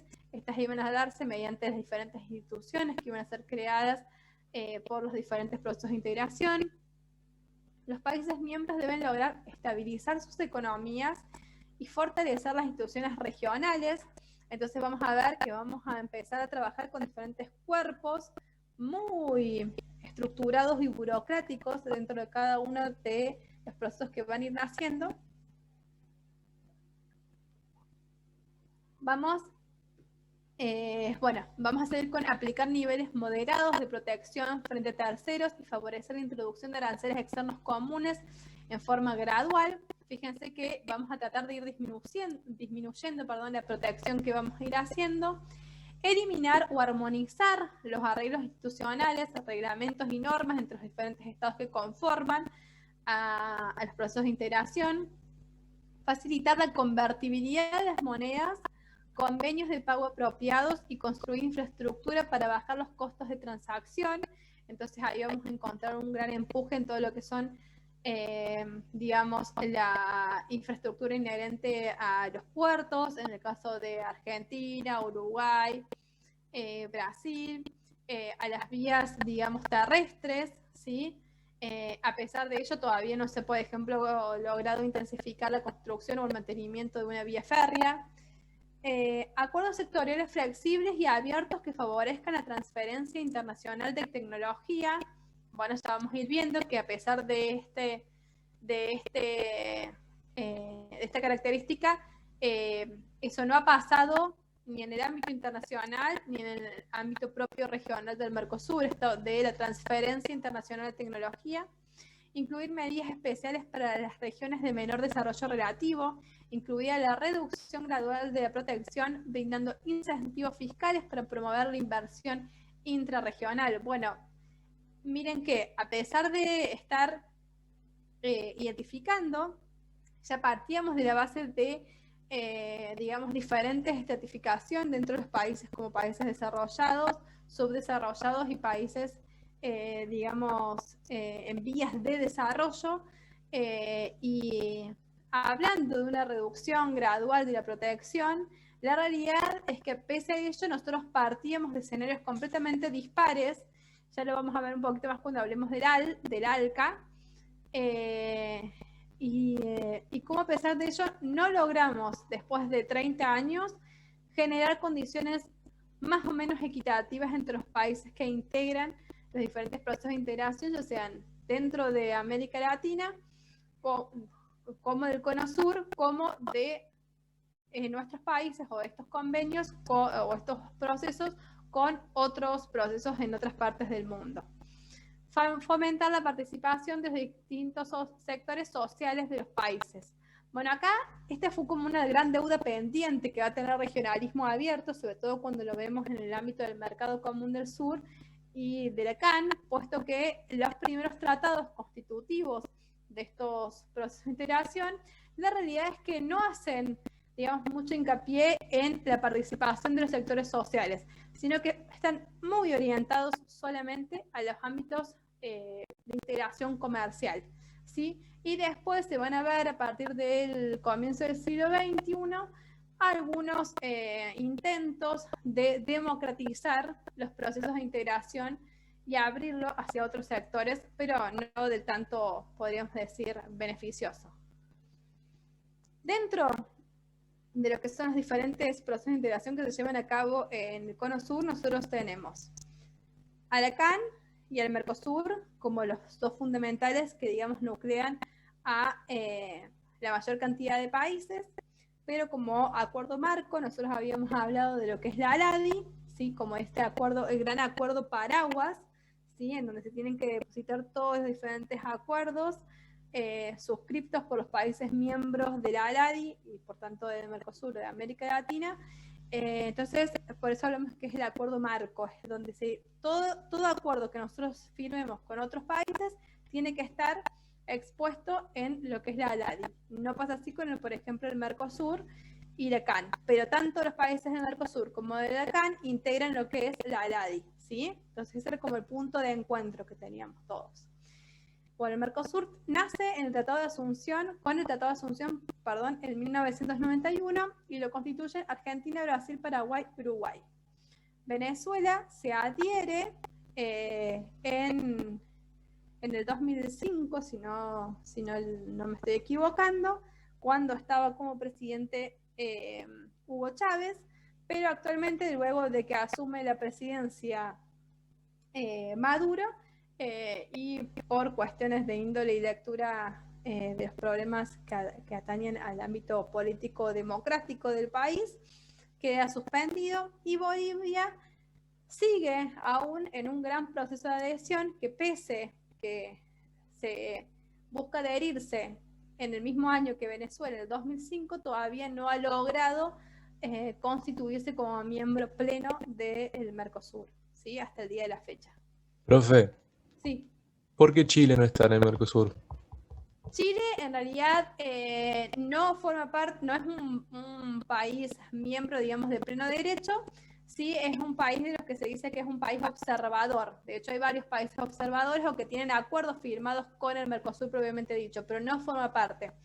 Entre una de las cuestiones principales es porque Chile en un primer momento se nuclea con lo que es la comunidad, la comunidad andina de naciones, que es la CAN, pero después sale de la comunidad andina de naciones porque consideraba que nosotros éramos países o habíamos constituido procesos de integraciones sumamente proteccionistas de los intereses de los países miembros de la región, y siempre estuvo más interesado en firmar diferentes tratados de libre comercio con lo que son la Unión Europea, Estados Unidos, y de hecho hasta el día actual, hasta el día de la fecha, tiene este acuerdo de libre comercio con China. Entonces él consideraba que quedaba muy atado a los intereses, digamos, políticos, económicos de los demás estados cuando su situación era completamente diferente. Recordemos que si nosotros nos vamos a los casos de teóricos puros que habíamos visto, desde la Unión Aduanera, que es tanto lo que constituyó la CAN como lo que es el Mercosur de manera actual, nosotros decíamos que no solamente había acuerdos entre los países miembros, sino que también había una política comercial común frente a países, a terceros países. Por tanto, Chile decide tener una política comercial completamente dispar de la que se estaba llevando a cabo en el Mercosur, y podríamos decir que queda como solo, pero se integra como país observador. Entonces y de hecho nosotros tenemos acuerdos con Chile firmados, ¿sí? Pero Chile no constituye ni el Mercosur ni la CAN actualmente. No sé si queda claro. Después veremos si fue en beneficio o perjuicio y de quién. La realidad es que Chile contaba con un recurso natural que fue fundamental, digamos, para un momento determinado de la humanidad, que es el cobre. Ellos tienen, digamos, muchísimas minas de cobre, y eso quizás le dio, digamos, un peso dentro de lo que es América Latina muy particular, y por tanto generan acuerdos y tratados de libre comercio con diferentes partes del mundo, principalmente y en un primer momento con Estados Unidos. Por lo que nosotros, de alguna manera, cuando vamos a Chile, podemos acceder a una gran cantidad de marcas que nosotros en Argentina no tenemos, y al mismo precio que si las fuéramos a comprar por ejemplo, a Estados Unidos. Pero eso se ve gracias a que ellos pudieron mantener una balanza comercial superavitaria, o dentro de todo equilibrada, salvo los últimos años que sí ya ha venido siendo deficitaria por diferentes cuestiones, pero gracias a las minas de cobre que ellos tienen y a los acuerdos firmados con diferentes mineras extranjeras. No así el caso de los otros países miembros digamos, del Cono Sur. Entonces eso le da un canon, un plus más fuerte de negociación que los otros países. Porque el extractivismo ya se había llevado a cabo dentro de las épocas de la colonia, por ejemplo el caso de Perú, de Ecuador, México, bueno, Argentina, en algunos aspectos. Entonces es importante tenerlo en cuenta. Y bueno, se constituye con el Tratado de Asunción, y en 1994, con el protocolo de Ouro Preto, se crea la base institucional de lo que es el Mercado Común del Sur. Esta base institucional va a crear a diferentes órganos. Entre ellos nos vamos a encontrar, yo esto no se los voy a ir nombrando, digo, no lo vamos a ir leyendo porque si no se nos va a ir el tiempo, y ya son las 8:20, no lo puedo creer, me examiné un montón y no he podido avanzar tanto. Esto lo pueden leer del material porque es muy fácil. Los órganos son el Consejo del Mercado Común, el Grupo del Mercado Común, la Comisión de Comercio, y después tenemos a la Secretaría del Mercosur, digamos, como organismo estable, al Parlasur, que vendría a ser este Parlamento del Sur, que es el tratado de generar para sociabilizar o democratizar la institución. En términos reales, nosotros no es que logramos tener mucha injerencia en las decisiones que se toman dentro del Mercosur, o sea que podríamos decir que no ha logrado sus objetivos. Al Foro Consultivo Económico y Social, que también se crea con la idea de de extender los horizontes del mercado común del sur, que estaba puramente orientado a cuestiones de índole económico, financiero y comercial, y extenderlo a problemáticas sociales comunes a los países que integran el Mercosur, como ser, por ejemplo, el caso de la pobreza estructural y demás, problemas de infraestructura. Y el Tribunal Permanente de Revisión, que es un tribunal creado para tratar temas ad hoc inherentes a desacuerdos que pueden generarse o problemas que se pueden generar en el ámbito comercial. Bueno, acá voy a hacer una única mención a la UNASUR. Bueno, nosotros estábamos viendo que la CAN y el Mercosur se crean en el paradigma del regionalismo abierto, ¿sí? Inherente a tratar sobre los temas de índole comercial, ¿sí? Básicamente constituidos entre la década de los 70, 80 y 90 del siglo pasado. Ahora bien, en el 2000 podríamos hablar que se genera un cambio político que se denominó el giro a la izquierda, ¿sí? Donde de pronto teníamos a diferentes dirigentes que tenían una misma visión político-ideológica de lo que el proceso de integración debía ser. En esa coyuntura se encontraban en Argentina, presidiendo el país, Néstor Kirchner, en Bolivia Evo Morales, en Venezuela Hugo Chávez, en Ecuador a Rafael Correa, no sé si me estoy olvidando de alguien. Bueno, en sí, todos... ¿Lula? Hola, ¿sí? ¿Podría ser en Brasil? ¿Lula? Gracias, me estaba olvidando de alguien central, Lula da Silva. Muchas gracias. En Brasil, Lula da Silva. Sí, entonces esto se constituyó lo que era el movimiento que se denominó el giro a la izquierda, ¿sí? Con una visión de los procesos de integración completamente cerrada a revalorizar o revitalizar lo que era esta región y los intereses de nuestra región.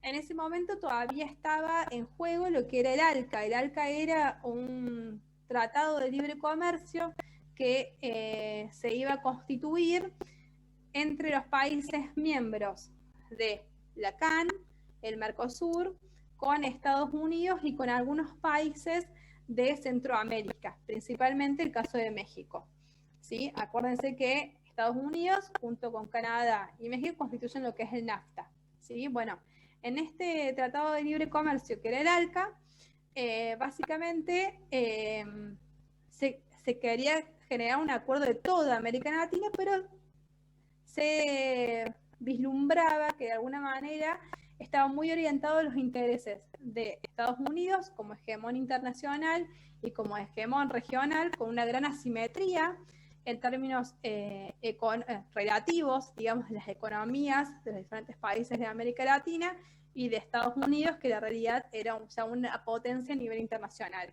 Entonces no se lograban visualizar de alguna manera los beneficios que podía traer el ALCA para el resto de la región, como así los beneficios que le podía traer a Estados Unidos formar parte de este tratado de libre comercio, porque él iba a poder, digamos, hacer que todos sus productos y servicios entraran con barreras cero a los países de la región, en una región donde de realidad no estaba industrialmente preparada para competir con productos de origen estadounidense, ¿sí?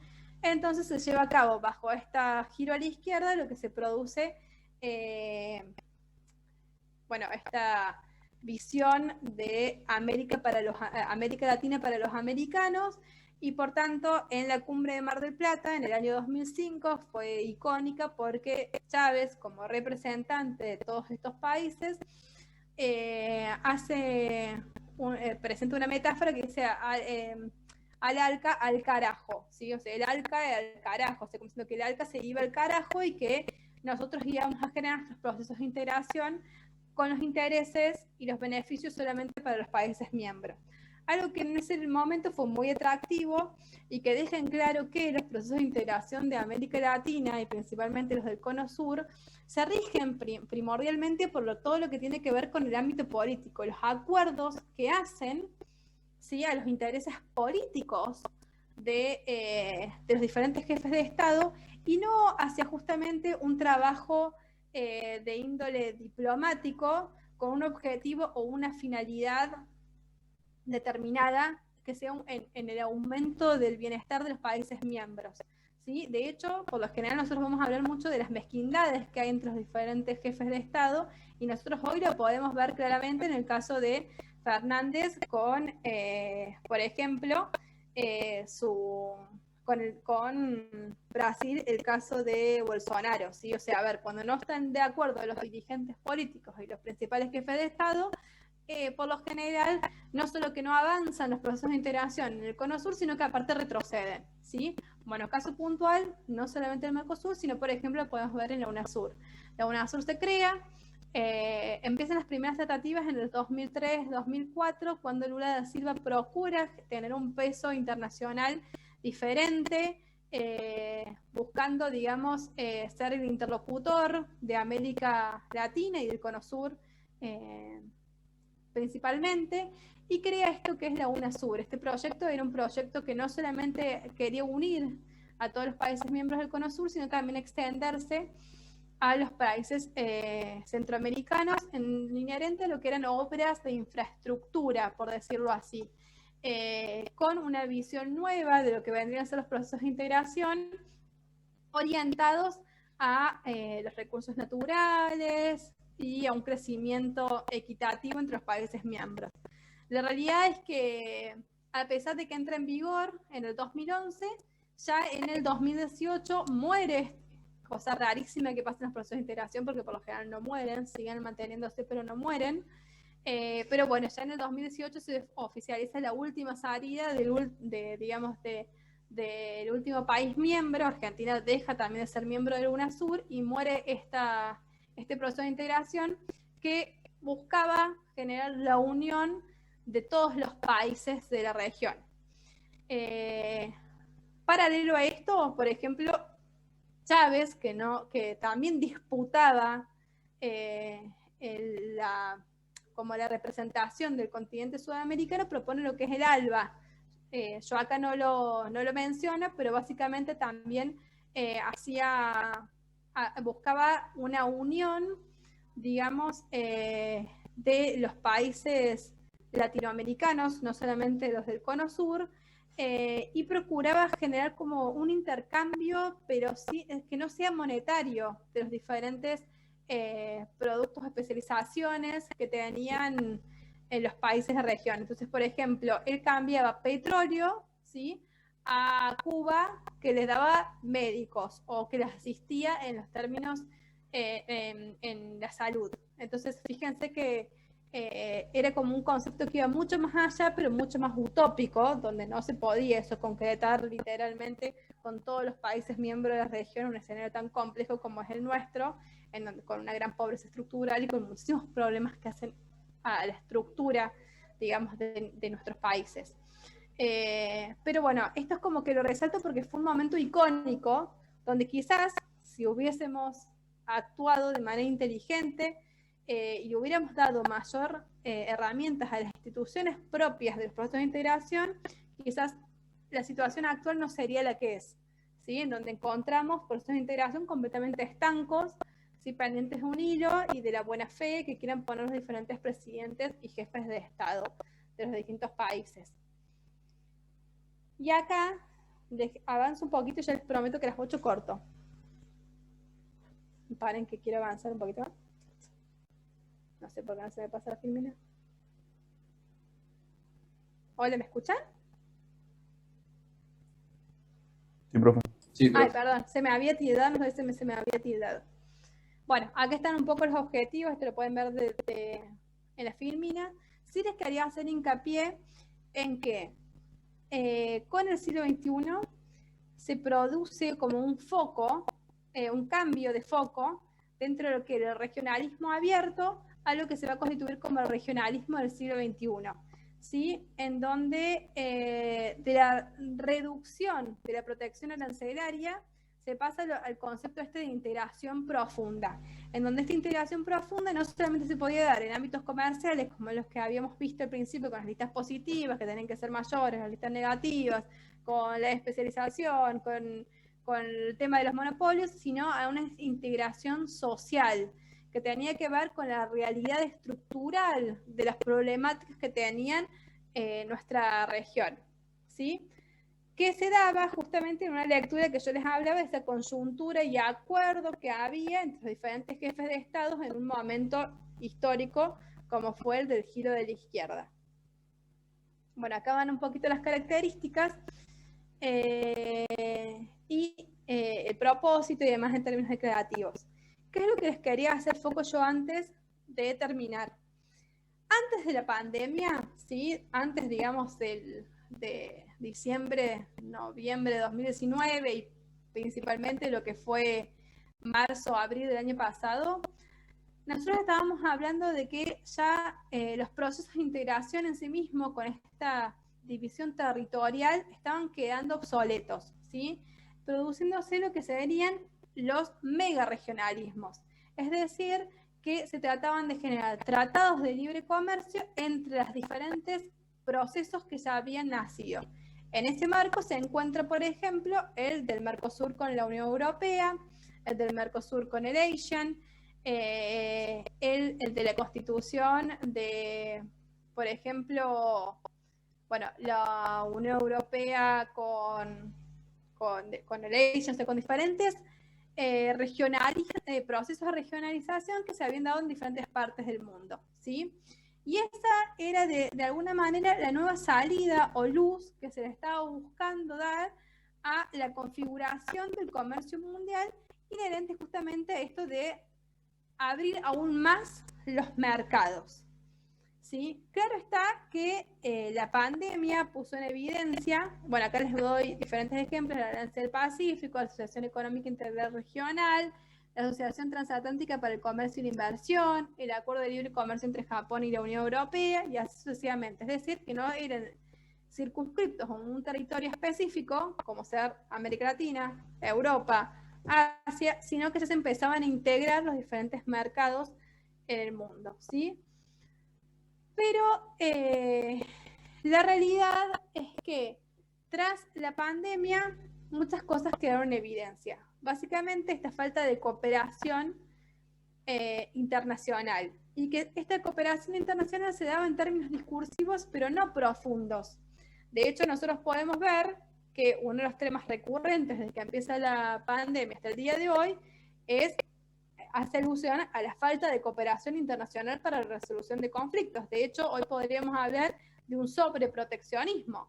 Nosotros hablábamos antes del cierre de las fronteras o del aumento de las barreras arancelarias para la protección de determinados bienes y servicios, como fuera de la Trump, que por ejemplo para proteger sus industrias nacionales se cierra completamente y deja de permitir el ingreso de determinados productos que ingresaban de China, y de hecho entra como una guerra comercial muy marcada con China, y hoy a través del ascenso de Biden al poder podemos hablar de otro escenario, de otra lectura que Estados Unidos trata de implantar en el mundo.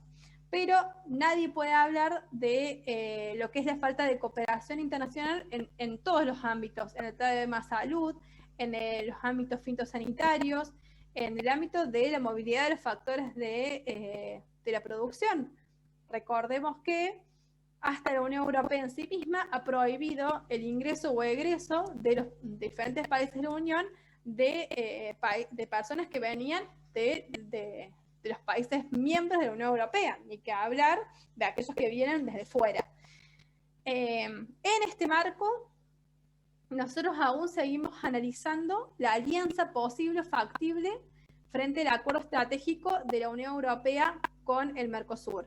Nosotros sabemos que justo en el 2019, antes de irse Macri del gobierno, anuncian con bombos y platillos la firma, ¿sí?, por parte de la Unión Europea con el Mercosur de este gran acuerdo, que como yo les dije, todavía no es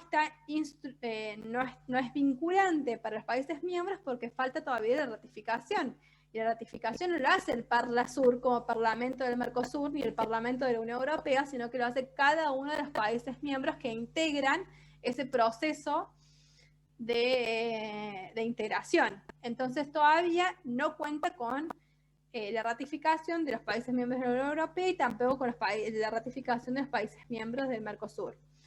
Cuestión que cada vez se complica más si tenemos en cuenta los aspectos sanitarios, si tenemos en cuenta el estado de, digamos, las normas y reglas que hacen a la protección del medio ambiente, y dentro de la protección del medio ambiente, una de las principales cuestiones sobre las cuales la Unión Económica atenta para la ratificación en los países miembros consideran que no es viable esta ratificación, tiene que ver con la desprotección, por ejemplo, de la fauna y la flora nativa. Sabemos lo que ha pasado en el Amazonas con Brasil, sabemos la situación actual, por ejemplo, hasta en nuestra misma Córdoba, y la deforestación que se produce, ¿sí?, en nuestro territorio nacional, en aras de favorecer las grandes extensiones de monocultivos. Entonces, bueno, todas estas cuestiones, que después las vamos a ir trabajando también en la unidad 6, presentan un panorama un tanto complejo, sin una línea o un horizonte claro para el Mercosur y para la Unión Europea. Ahora bien, antes de terminar la clase, yo les quería compartir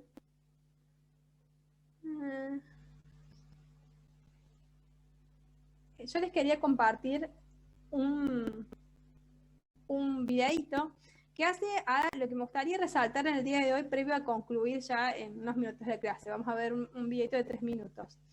En síntesis, lo más importante que tenemos que tener en cuenta es que pese a la labor, ¿sí?, y a las bajadas de líneas inherentes a lograr los procesos de integración, el principal atentado para avanzar dentro del Mercosur como de la CAN son el poder que hoy en día tienen en el ámbito decisorio los diferentes jefes de Estado, que como sabemos nosotros se renuevan las presidencias cada 6 meses. Yo ahora les voy a pasar a mostrar, digamos, déjenme ver si la encuentro.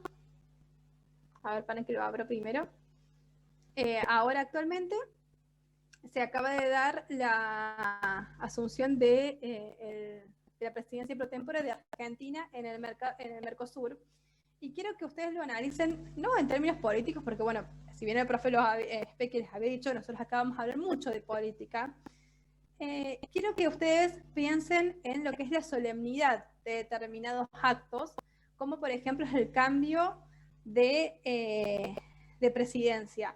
Y fíjense en su discurso, cómo acá volvemos a valorar y ver esta fijación que tienen los avances y retrocesos dentro del Mercosur, no propiamente a los objetivos sobre los cuales nace, sino justamente a esto de las personas que toman las decisiones en determinados momentos, no ahora, ¿sí?, sino a lo largo de la historia del Mercosur. No es esto una cuestión de un único presidente, sino es una realidad que nosotros lo venimos viendo desde el 91 hasta la actualidad, ¿sí?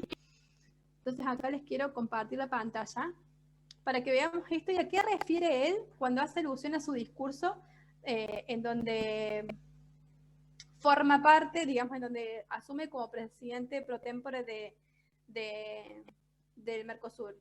Y vuelvo a esto, no es una crítica ni una crítica constructiva ni destructiva, simplemente quiero que ustedes piensen en el valor que se le da a la persona por sobre la institución, ¿sí?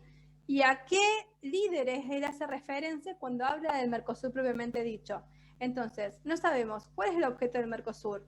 Digamos, la preponderancia de la persona por sobre la organización o de la organización por sobre la persona para cumplir con sus objetivos.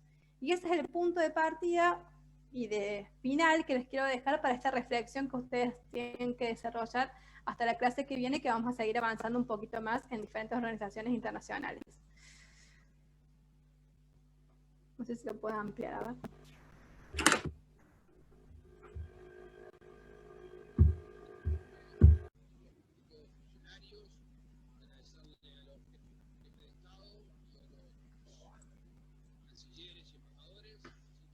Profe, creo que no está compartiendo audio. Uy.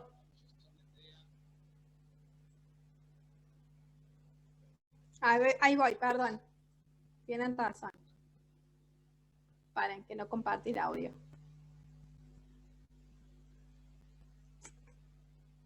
Ay. ¿Chicos? Sí, profe. Sí, profe.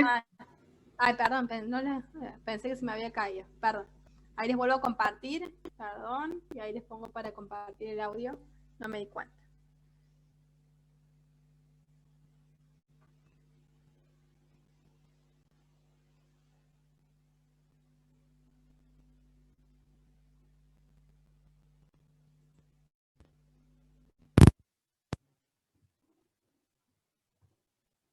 ¿Ahí se escucha? Esta cumbre, diplomáticos, funcionarios, Sí, profe. a los diputados y a los cancilleres y embajadores. Así que, como estamos vía virtual, vamos a hacer la entrega al presidente Fernández. Llegó.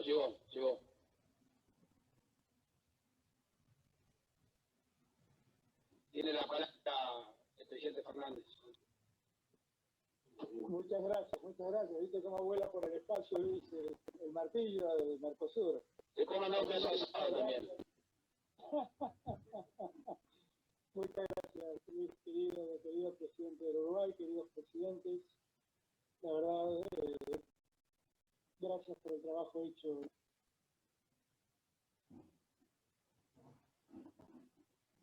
Uy, se me corta, a ver. Luis y mi querido amigo, tu canciller, Pancho Bustillo, gracias por el trabajo hecho en este tiempo. La verdad es que me hago cargo del Mercosur en un momento difícil, pero con mucho entusiasmo, porque creo que todos estamos en una misma sintonía. He escuchado con atención las palabras de cada uno de ustedes, no perder la oportunidad que el mundo nos ofrece, como dijo el querido Luis Lacalle, tratar de profundizar los lazos y tratar de terminar con barreras que existen, como bien dijo el presidente Bolsonaro, reivindicar la democracia, como bien dijo el presidente Bolsonaro, y por eso celebro muy particularmente el retorno a la democracia de Bolivia y de la asunción de mi querido amigo Lucho Arce, y trabajar mucho, como ha dicho Marito Abdo, para terminar con los problemas fronterizos que tenemos, que también marcó el presidente Piñera, para que la integración sea plena y el movimiento entre nuestros pueblos sea absoluto. Quiero asumir el compromiso con ustedes de que vamos a trabajar muy juntos, que para mí la unidad latinoamericana es realmente un valor que no podemos dejar pasar por alto. Que Brasil y Argentina tienen allí un rol central y no podemos dejar pasar por alto. Quiero también, si mi querido amigo Luis me lo permite, darme un segundo para recordar en este momento a Tabaré Vázquez, un querido presidente del Uruguay que presidió a Luis en la presidencia del Uruguay, que lo hemos perdido hace muy poco tiempo y que fue muy importante durante los años en que le tocó gobernar para que podamos trabajar como él siempre quiso, unidos. Así que en memoria al querido Tabaré Vázquez, asumo la función que me están asignando, lo asumo con todo el compromiso y con todo el amor que siento por este continente, no solo por la Argentina, sino por cada uno de los pueblos que componen América Latina. Con esto, doy por iniciado el tiempo que me toca. Gracias a todos y a todas. Muchas gracias. ¿Me escuchan? Sí, profe. Sí, profe. No sé si pudieron escuchar bien. En realidad yo lo que les quería dar muestra es la relevancia que en su discurso, digamos, de inicio, da a las personas. Fíjense que van nombrando a Tabaré Vázquez, van nombrando a sus amigos. Entonces, como punto de reflexión, quizás para cerrar esta primera unidad de regionalismo, tenemos que saber hacia dónde vamos. ¿Qué es el Mercosur? ¿Qué hace el Mercosur? ¿Cuál es el objetivo del Mercosur? Pero a partir de cómo está planteada la institucionalización del Mercosur, ¿sí? Con estas presidencias pro tempore de cada 6 meses. Imagínense 6 meses el corto plazo que puede significar para lograr objetivos, digamos, en el largo plazo, ¿no?